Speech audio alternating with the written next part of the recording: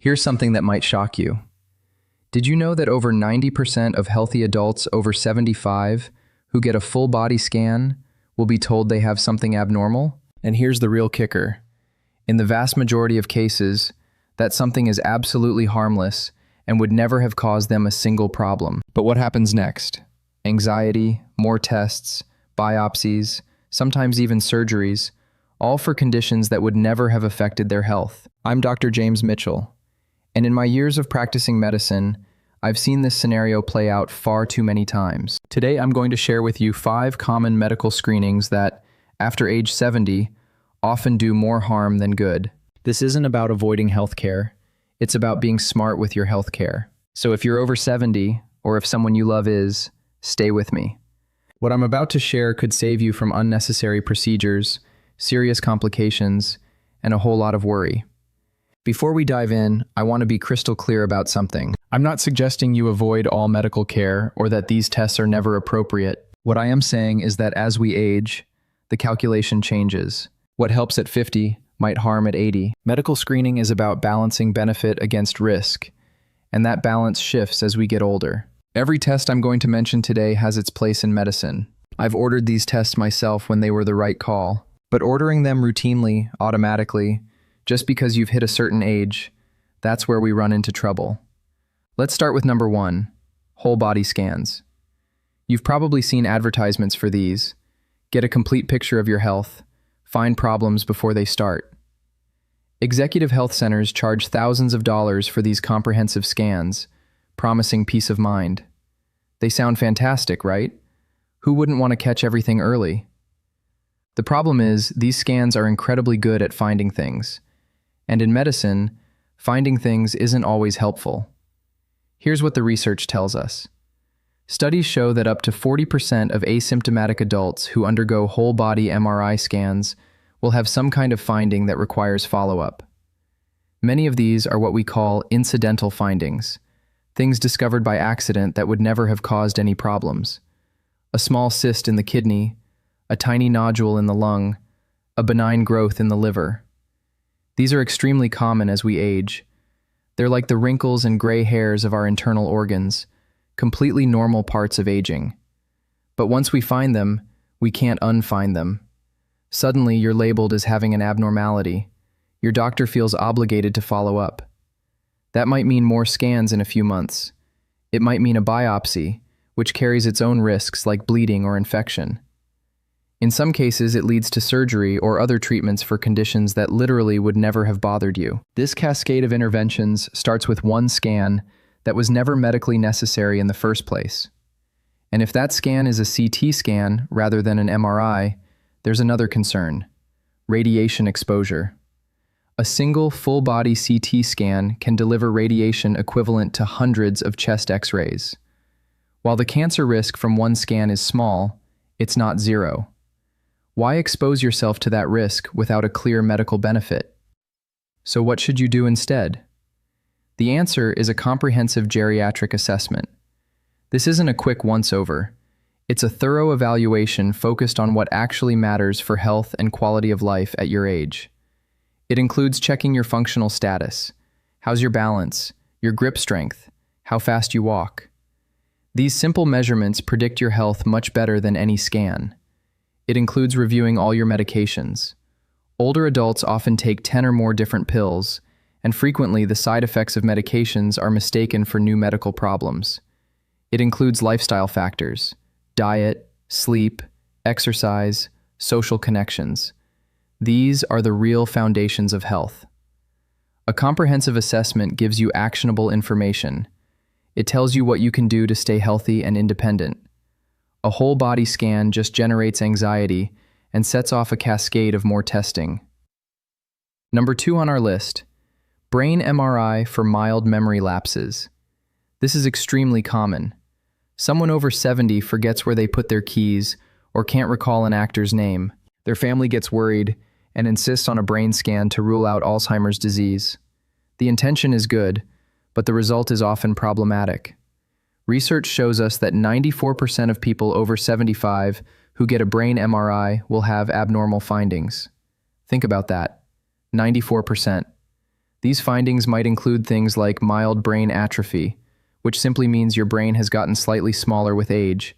That's completely normal. Or white matter lesions, tiny spots on the brain that look concerning, but are found in over half of elderly individuals, and usually mean nothing more than years of high blood pressure that wasn't perfectly controlled. The problem is, when you're 78 and your scan report mentions cerebral atrophy and white matter disease, it sounds terrifying. Even though to a knowledgeable physician, that report basically says, this brain belongs to a 78-year-old person.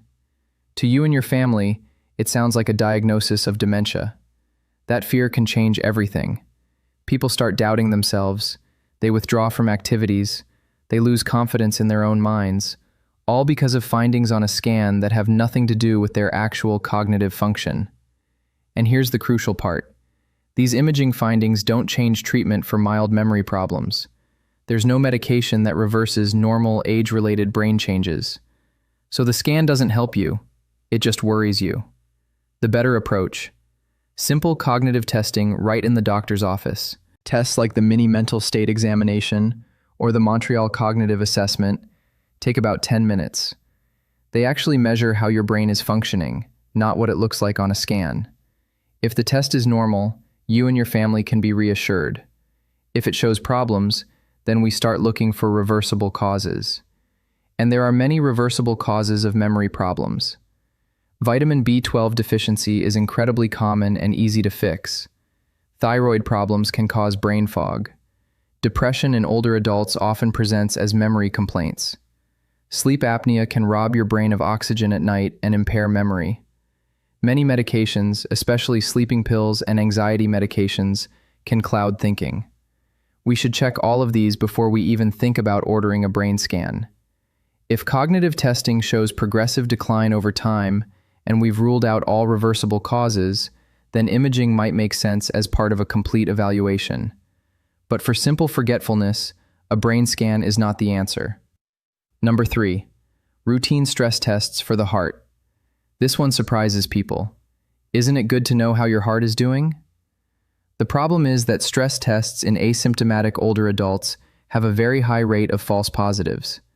That means the test says there's a problem when there really isn't one. Why does this happen?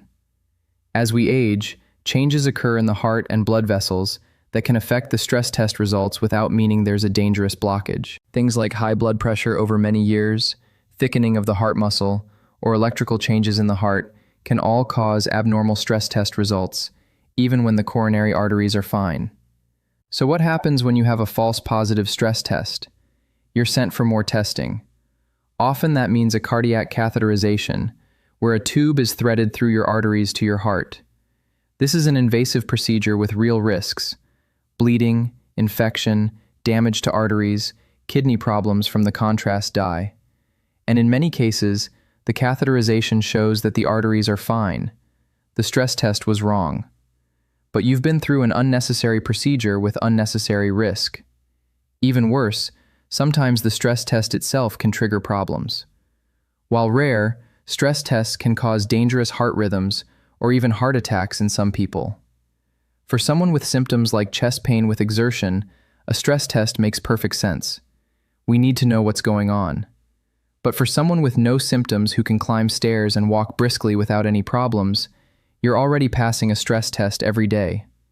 Your daily activities are telling us your heart is working fine. If you want to know your cardiac risk without the problems of a stress test, there's a better option: coronary artery calcium scoring.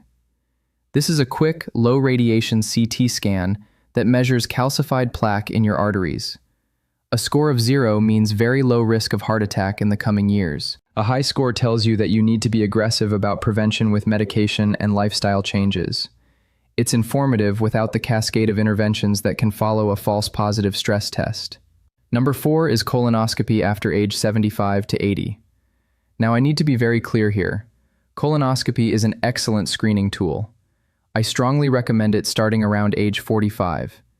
It saves lives by finding and removing precancerous polyps. My concern is continuing routine colonoscopy into advanced age when previous screenings have been normal and you have no symptoms. Here's why. The benefit of colonoscopy is preventing colon cancer that would develop 5 to 10 years down the road. But if your life expectancy is less than 10 years, either due to age or other health conditions, you're unlikely to benefit from screening. Meanwhile, the risks of colonoscopy increase with age. The bowel preparation alone can be dangerous for older adults. It involves drinking large amounts of laxative that can cause severe dehydration and electrolyte imbalances. For someone with kidney disease or heart failure, this can trigger serious complications. The sedation used during the procedure carries higher risks in older adults, including confusion, breathing problems, and dangerous drops in blood pressure. Then there's the risk of perforation, a tear in the colon wall. Overall, perforation happens in about 4 per 10,000 colonoscopies. But in people over 75, particularly those over 80, the risk is higher. The colon wall gets thinner with age, making tears more likely. A perforation is a surgical emergency. It often requires major surgery, sometimes resulting in a colostomy bag. For an 80-year-old, this can mean the end of independent living. The major medical guidelines reflect this changing balance of risk and benefit. The U.S. Preventive Services Task Force recommends that screening decisions between ages 76 and 85 be made on an individual basis, considering overall health and prior screening history. They recommend against routine screening after age 85. This doesn't mean we ignore the colon after 75. It means we shift from screening to surveillance. You need to know the warning signs and report them immediately. Persistent change in bowel habits, blood in the stool, unexplained weight loss, new anemia, persistent abdominal pain. If any of these occur, age doesn't matter. Investigation is warranted. Prevention continues to matter too. A high-fiber diet is your best friend for colon health. Fruits, vegetables, whole grains, beans, and lentils feed the beneficial bacteria in your gut that produce anti-cancer compounds. This dietary approach is much safer than repeated colonoscopies and benefits your entire body, not just your colon. Our fifth and final screening is PSA testing for prostate cancer in men over 70.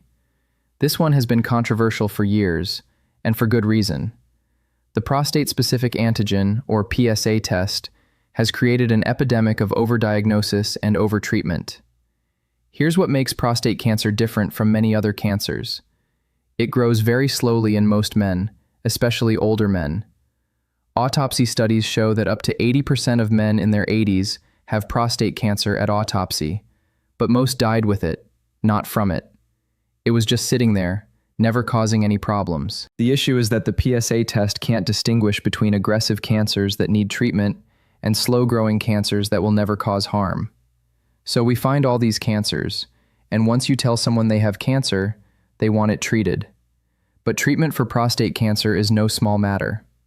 Surgery can cause permanent incontinence and erectile dysfunction. Radiation therapy causes similar problems in many men. These side effects dramatically impact quality of life. The U.S. Preventive Services Task Force looked at all the evidence and concluded that for men 70 and older, the potential harms of PSA screening outweigh the benefits. The chance of finding a cancer that would actually kill you is very small. The chance of overdiagnosis and harmful treatment is substantial. They estimate that overdiagnosis rates are more than 15 times higher in men over 85 compared to men in their 50s. What about family history or other risk factors? Those absolutely matter, and they might shift the balance towards screening even after 70. But it should be a discussion, not an automatic test. An informed conversation between you and your doctor about the real numbers, the real risks, and what matters most to you. For men who are diagnosed with very low-grade prostate cancer, active surveillance is often the best choice. This means monitoring the cancer without treating it unless it shows signs of becoming more aggressive. Regular PSA tests and periodic biopsies keep an eye on things, but you avoid the life-altering side effects of treatment for a cancer that's very unlikely to harm you. So there you have them. 5 screenings that after age 70 often create more problems than they solve. Whole body scans that find harmless abnormalities and launch cascades of unnecessary testing. Brain MRIs for mild memory concerns that generate anxiety without providing useful information. Routine cardiac stress tests that have high false positive rates in older adults. Colonoscopies after 75 or 80 when prior screenings were normal. And PSA testing in men over 70 that leads to overdiagnosis and overtreatment of slow-growing cancers. What's the thread connecting all of these? They're all examples of looking for problems in people who don't have symptoms. And as we get older, that kind of searching becomes less and less likely to help us, and more likely to harm us. I want to emphasize again, this isn't about avoiding medical care. It's about smart medical care. It's about focusing on what actually improves health and quality of life. A comprehensive geriatric assessment beats a whole-body scan every time. Brief cognitive testing beats a brain MRI for mild forgetfulness. Knowing the warning signs and maintaining a healthy lifestyle beats routine colonoscopies in very elderly people. And honest conversations about goals and values beat automatic PSA testing. The goal of healthcare after 70 shouldn't just be finding every possible problem. It should be maintaining function, independence, and quality of life. Sometimes the most powerful thing a doctor can do is not order a test, to sit with a patient and really listen, to focus on what matters most to that individual, to help them stay active, connected, and engaged with life. If there's one message I want you to take away from this, it's this. You have the right to ask questions. When a doctor recommends a test, you can ask why. What will we do differently based on the results? What are the risks? What happens if I don't do this test? These are not confrontational questions. They're the questions of an informed patient who's taking charge of their health. Medical care should be a partnership. You know your body, your values, and what matters most to you. Your doctor knows medicine. Together, you make decisions that make sense for you as an individual, not as a number on a guideline. So the next time someone suggests one of these tests, pause, think, ask questions, make an informed decision. Because the goal isn't just to live longer, it's to live well, with dignity, independence, and joy. And sometimes the best way to protect that is to say no to a test you don't need. Thank you for watching. If you found this information valuable, please share it with others who might benefit. Subscribe to the channel for more evidence-based advice on staying healthy as we age, and please leave a comment below. Have you ever felt pressured into a medical test you weren't sure about? How did you handle it? I'd love to hear your experiences. Until next time, stay well, and remember, smart healthcare means knowing when to say yes and when to say no.